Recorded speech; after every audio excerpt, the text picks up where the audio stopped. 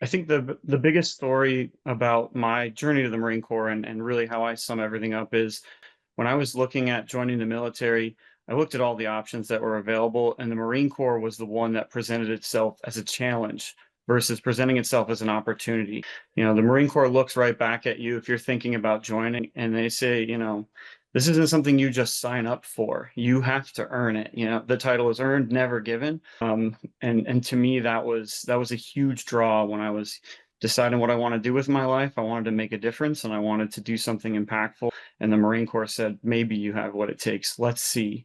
And they let you give it your best shot. So our powerful ideology, our unifying spirit and pride, our fellowship and the loyalty we bring to each other. Some of the aspects of that are our continued shared identity of belonging to a brotherhood, a sisterhood, a great organization that has a long lineage of history, our common language and tradition of how we carry ourselves, why we carry ourselves that way, of always setting the standards and having pride, our unwavering loyalty of lifelong commitment to the Corps.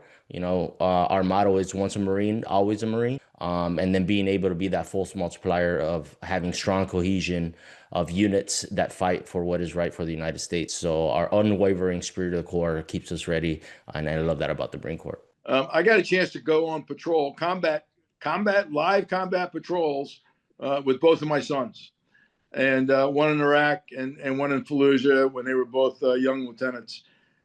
They had important jobs to do, and I knew they were ready. I had in my mind, I had 19,000 kids there, not just one or two, but yeah, it was a unique opportunity to go on a combat patrol with those two. So this is a picture of me and my team near the beautiful coast of Southern California, here at Camp Pendleton, at 1st Marine Raider Battalion, which was the last battalion that I was a part with. And what you see there is me climbing the ladder as the first man into a helicopter coming off of one of the ships off of the coast here in Southern California after we've completed our mission and our certification, with the rest of the team following me up. But this was me in the city of Narva, Estonia, while I was serving as a civil affairs team leader, basically heading with my small team all across the Baltic states, working to support an armored brigade from the U.S. Army and detachments from the U.S. Marines that have come from both the West and East Coast to participate in NATO assurance and deterrence mission. And so our job was to go out and engage people and get them to understand, support,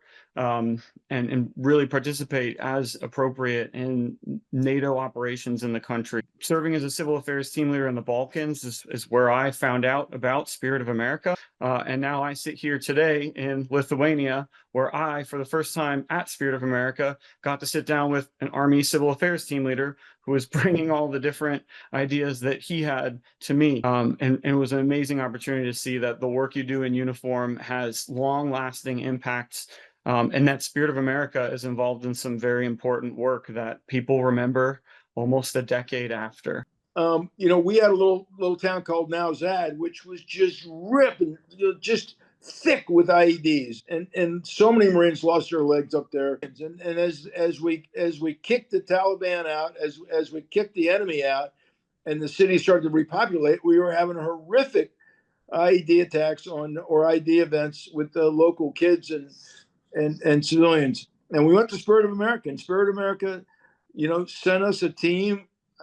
Jim, I don't remember if they were French or Belgique, but they came up there not to clear the mines, but to teach the Afghans how to clear the mines, and then gave them the equipment and the training to clear the mines.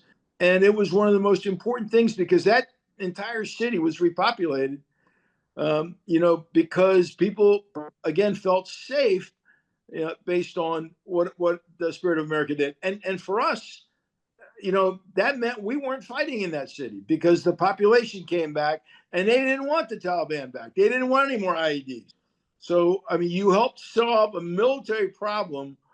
And that's the amazing part. You helped solve a military problem with your organization and the work that you did there. So, yeah, no bigger fan of the organization than I am. But it's based on results, and it's based on the capabilities of what your team is doing.